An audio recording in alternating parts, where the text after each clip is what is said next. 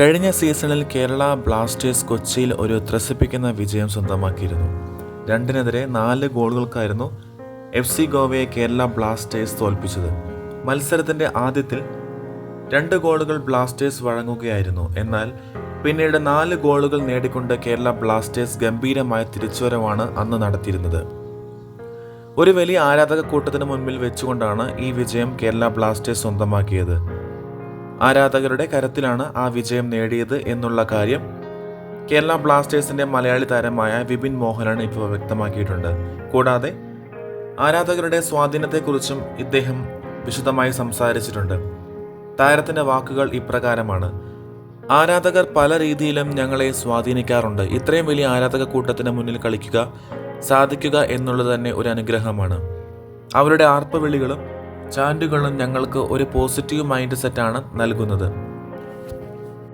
കഴിഞ്ഞ സീസണിൽ ഗോവയ്ക്കെതിരെയുള്ള ആ വിജയത്തിൽ ഒരു റോൾ വഹിച്ചത് ഈ ആരാധകർ തന്നെയാണ്. ഇതാണ് വിപിൻ പറഞ്ഞിട്ടുള്ളത്. ആദ്യ മത്സരത്തിൽ കേരള ബ്ലാസ്റ്റേഴ്സ് പഞ്ചാബിനോട് പരാജയപ്പെട്ടിരുന്നു. അത് ആരാധകരെ നിരാശപ്പെടുത്തിയിട്ടുണ്ട്. ഞായറാഴ്ച നടക്കുന്ന മത്സരത്തിൽ ഈസ്റ്റ് ബംഗാളിനെയാണ് ബ്ലാസ്റ്റേഴ്സ് നേരിടുന്നത്.